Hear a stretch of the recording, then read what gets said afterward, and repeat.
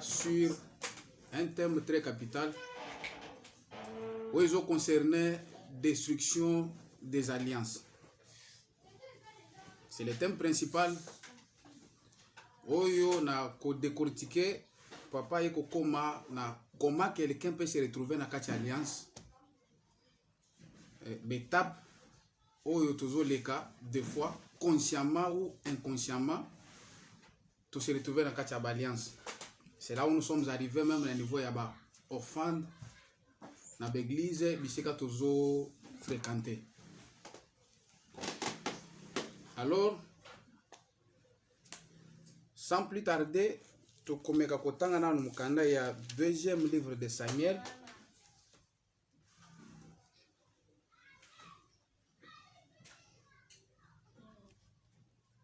Deuxième livre de Samuel, chapitre 21, 1 à 3.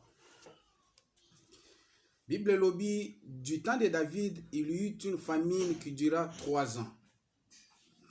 David chercha la face de l'Éternel, et l'Éternel dit: c'est à cause de Saül et de sa maison sanguinaire, c'est parce qu'il a fait périr les Gabaonites.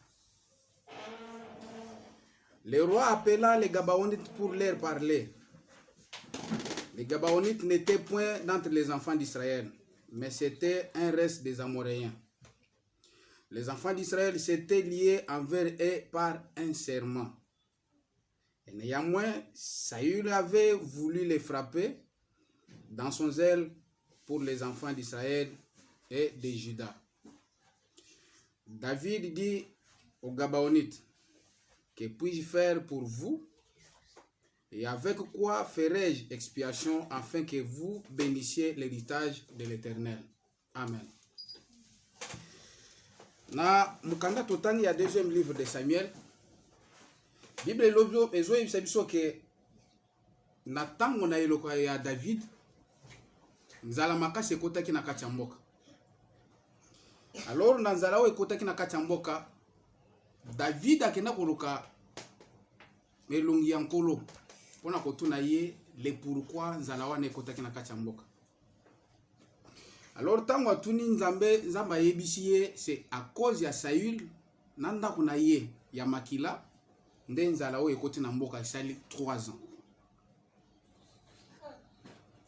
Parce que pour nous comprendre makomi très bien, ce qui tozongi na mukanda ya Josué chapitre 9, nde to comprendre très bien na mukanda Josué.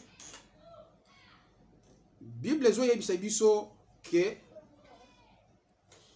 à partir ya 3e verset, Bagabaonite bazalaki na mboka na bango, bayoki sango yake kote bana Israël bazoya babomi bato ebele pe bazoya na bitumba makasi. Base déguisé balati bilamba yakala, bazui bamapa, bazui biloko yakala, bakeyi ko rencontrer bana Israël na nzela bisika bazaki. Bazoye bisaba bango ke bisika to uti musika. Et pourtant mboka bazaki ezaki mboka ezaki pembeni wana. To uti musika na mboka na biso tango toyoki ke no boza na katikati boza na nzela bobuni bitumba mingi. Yango to yeli bino ba mapa oyo, mapa déjà ici ya kobeba. Tala bilamba na biso sapato na biso tolati. Eza déjà ya kobeba. Parce que to tamboli nzela mulai. Yango to yepa na bino pona kopesa bino biloko oyo bozo kaka bolia pour que beaucoup fanzala te. Alors tango bana Israël ba moni bongo, ils ont compris que no bato oyo bauti musika. Après discussion na bango ko sola koluka makamyo, ils ont compris que bato bauti musika. Josué na bato na ye bayoki mawa et na koyoka mawa wana, ils ont eu à signer une alliance na bato wana. Parce que basengaki bango ba juré, ba rassurer bango que no ba koboma bango te. Soki ba komi na mboka na ba koboma bango te. Et Josué ba signaki alliance na bato wana ya keno to koboma bino te. Parce que boyeli biso biloko kolia pe bo uti musika boyoki sango na biso keno tozo mona passe na kati ya nzela tozo bunda bitumba. Mais tango étape wana eleki ye ko sala ke tango Saül a komi na bokonzi sans qu'il ait interrogé histoire mbala moko na moni bagabaonite du fait que bazaki bana Israël te il a jugé bon ya ko boma bango babomi batuana le reste bakimaki bakina batama quelque part. Mais du fait que alliance au basigna qui wana izaki au nom de Dieu, ils avaient engagé Dieu. Alliance wana bakwa ko bomango bongote parce que Dieu avait déjà scellé cette alliance. Oyo bana Israël basigna ki na bagabaoni na katika Tanzela. Saül avant Yakobo Mabatuana, il devrait interroger l'histoire pour nakoyeba qu'est-ce qui s'était passé pour que bateau ba se retrouve na katina biso. Il ne l'a pas fait. A jugé bon, il a exterminé Batuana.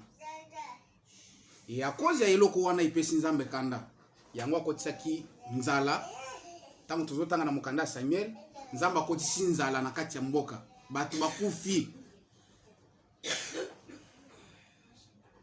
Alors nzala wana ekotaki pamba te ekotaki parce que brisaki alliance ezaki effet toloba suite logique ya alliance oyo bana Israël basinyaki na bagabaonite. Alors Saül étant issu des enfants d'Israël, il ne pouvait pas directement corrompre l'alliance wana parce que l'alliance wana ils ont signé entre les enfants d'Israël, ils avaient engagé Dieu. Et alliance wana l'effet ponaye ya koluka ko exterminer batu wana nzale kotaki batu bakufaki. Mais ceux qui bango alliance o basalaki au nom de Dieu, baluki ba briser alliance wana ki nzale koti batu bakufi. A plus forte raison, biseka biso tozo uta. Yona ngai to yebite alliance ni basinya na kati ya famille na biso. Pe ba alliance wana bangaja kinini basalaki nini ezaki ba pacte ni basalaki ezaki au sujet de quoi? Quel était le but poursuivi à ba alliance wana? Les lois en abattu. On se retrouve na kati ya souffrance ebele. To yebi côté souffrance ezo utate. Mais peut-être nous ne sommes pas responsables de la souffrance wana. Mais la souffrance ezo uta wapi? Ezo uta na alliance oyo bakoko na biso soit ba para na biso basigna. Je me rappelle quand j'étais quelque part à l'intérieur ya mboka. Tozo sambela na église moko. Pasteur aye. Tango pasteur à koti, il y avait une personne qui était malade. Mutu wana zaki mutu mususte c'était un membre de ma famille. Le petit frère de ma mère, Azobela. Azobela malade ya liboma, mais utaki na ba condition moko akenda kosala kisi. Kisi wana esale retour, ndoko azwi liboma. Ba memi pa musali na nzambe. Tango ba komi pa musali na nzambe, ce qui m'avait tiqué, bien que tozaki ba na mike, mais on comprenait quand même certaines choses. L'homme de Dieu a commencé à faire des cérémonies impossibles. À l'époque, tozaki ba na mike, bakokata bazokata basoso bazui makila bapakoli noko bazui biloko moko batie na kati ya mnini ya singa bazoi bisa noko eloko oyo si tu veux soit oyo kozongisa nga eloko oyo mukolo mona ke bakanisi na singa batie na loketo. Mais pona kosala biloko wana nyonso wana po ba kozwa eloko wana batie na singa ezaki eloko moko lokwa mungwa mais mungwa te. Pona kosala biloko wana qu'est-ce qu'ils ont fait? Les soi-disant serviteurs de Dieu, Azwa Kinoko, na une partie de l'église, bakoti na cimetière. Nous on était encore des enfants. Bakoti na kati ya cimetière, bake kuna basali ba cérémonie avec mbongo ya kala, tout ça mbongo ya mabeni, ils ont fait des cérémonies pour finir, bayeko sala ayeko kanganoko singawana. Et quelques jours après, liboma ya noko et silaki. Et aujourd'hui ndenge tozolo baboyi. Noko Vinaye, il a tenté par tous les moyens pour le Kambongo.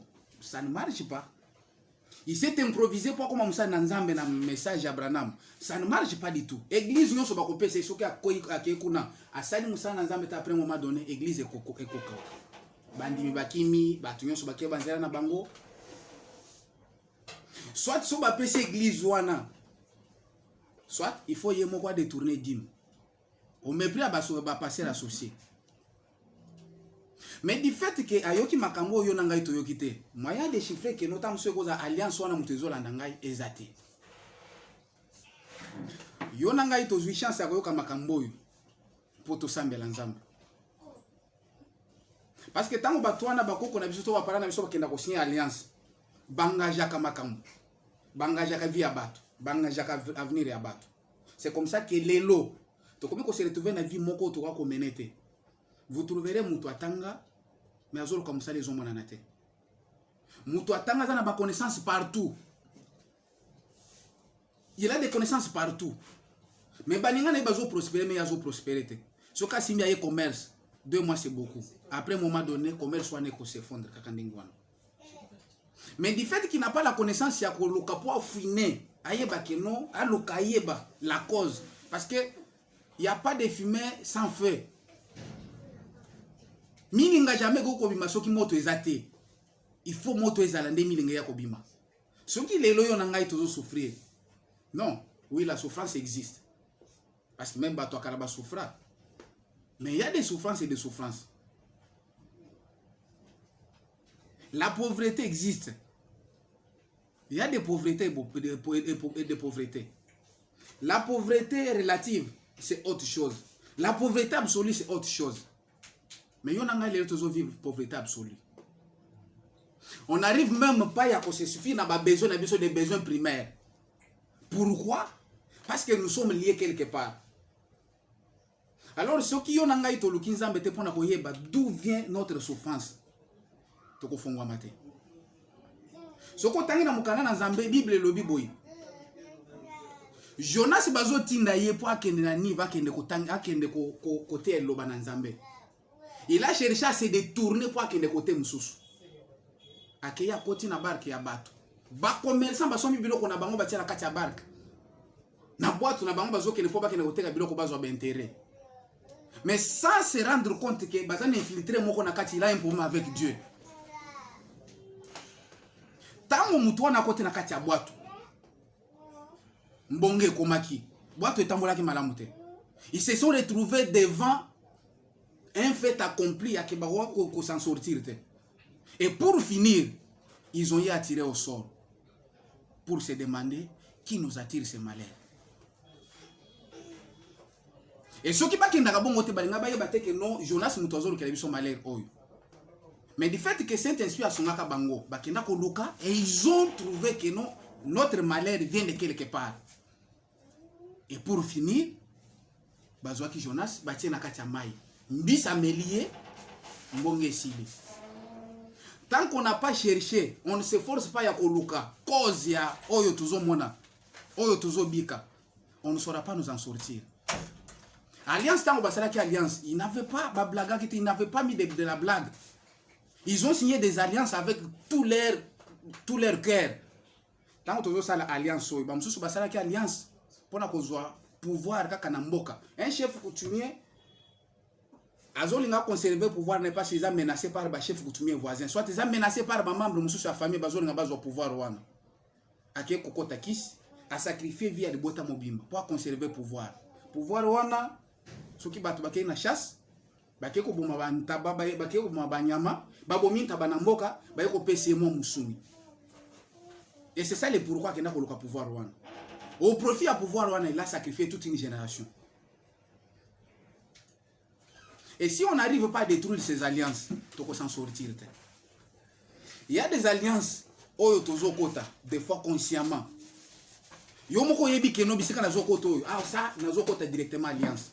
Na ba alliance mususu tozo kota inconsciemment to yebite. Na ba alliance mususu tozo hérité. Yo na ngai tokoli to botami to yebite c'est qu'est-ce qui s'était passé dans la famille. Or na kati ya mabota wana papa kenda ko signer alliance pour zombongo. Bongo ngo omela ki na ngote. Azimbongo passa la tapage pour un temps. Mais à côté ça a signé alliance. Engagé le bota mobimba. Bana na ko bota tala ninge ba ko kende ba ko zala boy boy. Et que les loyaux nangai to komi komona passe à cause de l'alliance oyo signama na kati ya mabota na biso. Et ceux qui t'ont se réveillé étaient bien avant pour la détruire l'alliance oyo alliance yango moko ko détruire les biso. Parce que ça a commencé bandi déjà ko détruire les biso parce que ce que nous sommes ce n'est pas ce qu'on devrait être. Oh tous allez lo. Des fois ko vanda yo moko na ndako ozo mituna mituna pourquoi ozo zo réponse te. Mais pourquoi wana e uti pamba te? Il y a un fait quelque part muto bimisi milinga wana pour que ebim. Et ce qui oluki maya ko arrêter hémorragie wana te e okende tina bana. Quel héritage okotika la bana soki hémorragie wana wa arrêter en côté. Donc nous sommes obligés à kosambela. Moi j'ai beaucoup aimé thème oyo parce que exactement moko et na moment moko très capital. Très capital. Les lois makambo ebele ezo salema. Na mabota na biso des fois on se pose des questions, on se demande si oyo tozo mona ezali dû na oyo biso to sali soit eza dû na oyo bato bazo sali la biso. Et on n'arrive pas à trouver des solutions. Mais tant que thème oyo eye ko pesa biso solution pour toyeba d'où vient notre malheur, d'où vient notre souffrance. Et la Bible ne s'est pas limitée à kolakisa biso ici ka souffrance na biso zo yana malheur na biso zo utate. Bible sungi biso pour toyeba comment nous en sortir. La meilleure façon oyo nzamba yakisi biso ya ko s'en sortir na mabo izo yela biso eza au moyen de la prière. C'est pourquoi le thème est intitulé la destruction des alliances. Nous devons détruire les alliances. Ba pacte wana tango basala ki yango tango mususu batu mususu po basala pacte wana bavanda ki bavandi nzala mususu bazui banyama baimole babimisi makila mususu bakie kosala ba cérémonie na kati ya cimetière mususu bakie kosala cérémonie na kati ya mai. Je me rappelle un jour ce qui ata kolo exemple wana yoki alimbisa papa pesa ki ngai un jour mutu moko pour asa repentance. Tango nazo solo la na mutu wana pour asa repentance, ce qui m'avait tiqué, c'est un jeune garçon, trop jeune même, très jeune. Le jeune garçon me dira ceci: ngai ndenge naza boye moyen na zonga mutu normal nazala mutu normal pona bana kosala makambo ko abatu nyonso ezate. Parce que ba memangai bisika tokenda kosala kisi ba memangai na mai ndombe. Na kena mai ndombe j'ai fait 3 jours na mai ndombe ba kata lo lemo na ngai oyo. Ba zolo lemo mususu ba ye ko zongisela ngai.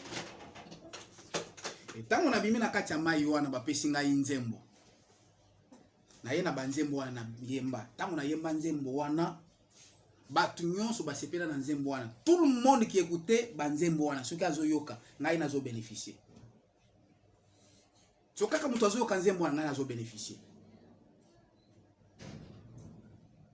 Et pouvoir ba pesa ngai za keno na kota lo boiti na misu kaka, je te fais du mal. C'est pourquoi na sali ma bébélé. Maintenant biloko wana des fois na vanda esprit abu muto yelingai, je commence à me demander mais pourquoi j'ai fait ça. So kaka esprit wana yelingai na mituni question pourquoi j'ai fait ça, directement esprit wana esprit muso se zongi yelingai na zongi neta na ngai normal. O na zaka yakana. Imaginez-vous mutu ya modèle wana akei ko signer pacte, akei ko signer alliance na sia mai et aboti bana. Et Dieu l'avait aidé abali aboti pe mwana azana mwana wana, quel sera l'avenir de cet enfant là soki mwana wana nzamba yokele mawate. Parce que papa akei ko signer alliance na sia mai et na tuniye mais tango kena wana okenda pour que nyonso ko senga pa mutu na okenda ko lukana mai apesa yo. Tu as une fois demandé mbongo pa mutu na apesi yo. Alobi bon na benga ka yeso ki neti ndenge to vandi bo soki na bengi akoya ndenge to vandi bo ya ye. Mais awo moya ya izate parce que awo puissance mususu eza awo. Moye mutu wana posa na izate mais soki naza na barabara so na bengi akoya to sole na ebisi makamana nganyo. Soki mutu asale ngai mabe na pesi plainte yake ko sa musala. osala ka musala nini nateka ka basim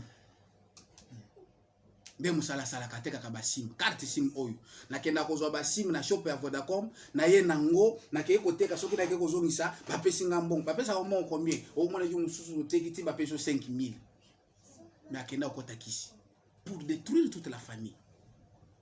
Tango kotiki c'est la première personne à koboma abominde kuna ye. Babota mi belete mais abominde kuna ye. Atikali po arenya. Et mutongo peso otali. Bolimbi simuke minu ya munoko ya kopola. Mutuka moi jar. Je crois papa va soit kozala yebi mutwana. Akoza yebi un jeune garçon comme moi. Yebi sangai muto modèle wana. Mwana wa aboti bana wa aboti avenir ya bana wana ezandengeni et soka kufile lwa kolengeni na bana wana alliance akeko signer alliance ye moko mais ko engager toute une génération soki mwana na yepe ayebi nzambe te aluki nzambe te akoza azana déjà na kati alliance wana soki yepe aboti bana na yeba luki nzambe te bazana kati alliance wana bana Israël bakenda ezana nulle part au moni nzamba yebiso ke no bana Israël bakenda kofuka mbake ko sa alliance na nzambe na début déjà na kati alliance c'est ça les kutu avant kutu bango babotama avant bayeba na ke ba avant ke no bango ba mana mokili ba se retrouver na kati alliance depuis Abraham alliance on elandi bango partout. Na mukanda Samuel totani du temps de David nzale kotaki na deuxième livre de Samuel chapitre 21 nzale koti esali 3 ans nzale kotaki pamba te tango nzale kotaki imaginez-vous nzale koti net na RDC nzale sali 3 ans. Je me rappelle vers les années 2001 ou 2002 j'étais à l'intérieur du pays nzala moko ekotela biso na mboka azaki nanu élève nzale koti na mboka batu bakufa na degré moko ya kosakana te nzala wana eumela te esala 4 mois batu bakufa et c'était un grand problème. C'est à partir de là nde ngai na yekola kolamba fufu ya manioc. Comment les gens faisaient atala lobi que non parce que d'habitude au Kasai soki muto alambi fufu ya manioc yango moko bafinga kaye il faut kolamba fufu ya manioc basangise na masango nde wana nde ozabie mais so olambi fufu ya manioc yango moko bakofinga yo bazana kongo moko babenga kango. Alors batu beko changer système du fait ngizale kotaki mingi akotia mai na moto mai wana tango ezumo etoki ezumo azui mafuta mbila atie kuna tango kolamba fufu wana ebimijone yo zole kana barabara okanisa ezana masango teza fufu ya manioc ka yango formule wana utaki wapi akoza nzala zale sali 4 mois ya pamba batu basali bongo et les gens sont batu bakufi mais oye sali 3 ans. Vous voyez combien de personnes bakufaki pe batu wana bakufaki pamba te bakufaki parce qu'il y avait une cause. Ce qui ça eu là bon makabaga baonize te nzala wana linge kota na temps ya David te bango na kati ya désert ba signé déjà alliance na baga baoni to ko boma bino te to ko sa bino mabete mais yo sa yo ye obomi bango pe pouvoir na yo ekeye sili mais tala David abatoyer a se retrouver déjà na kati wana alliance elandie et ban ko produire befe nango. Et la suite pour finir il a fallu bakende koloka batu les restes ya na famille ya Saül pour baboma comme ça quand nzambe kita c'est sur demande ya bagabaonite comme ça nzali ici yo na ngai ya biso eloko ya koboma pour que to manakati alliance ezelo kumsuteza prière pour bato basinyaka alliance wana côté le molobi que non papa kulutu muto asinyaka alliance oui pera kulutu mbino muto asinyaka alliance mais ko boma yete so bomba ko kanga mais au moins la prière au sambela au sambeli nzambe parce que la Bible dit à moi la vengeance à moi la rétribution c'est Dieu qui le dit yo ko sambela nzambe nzambe yemo wake ko samusala na ye. Il y a un jour je me moquais de quelqu'un qui me disait bino na l'église na bino bo sambela ka wake la ka batu ba moto bozo mo bato ah na tunye mais yo so mona ngai sikanga na zo mutu na boma ngai na senga kanzambe, c'est Dieu qui nous a demandé ya ko senga. Demander, ngai na senga. Yeo muto asalaka. Comme c'est lui qui a dit à moi la vengeance, yé moi qui ne revenger na place na ngai. Pas tout c'est fait au moyen de la langue. Ce que vous avez fait, c'était pour nous ressembler. Bien aimé, vous avez dit alliance wana, lobby na yo, to ye bien ngote. Lobby abana na yo collègue bangonini. Ni no kotika la bana. Parce que yo moko depuis au bandi, alliance kangyo na kingo. Alors ce que vous quitté au bima na kati alliance wana, bana ba ko se retrouver na kati alliance wana. Et lobby na bango ye banité. C'est à partir de là, de papa yo kene na biso musika. On a koyé biso certaines alliances. Et zo uta na kati ya mabota na biso te. On se retrouve na kati ya alliance mususu à partir ya l'église bisika tozo kene ko sambela.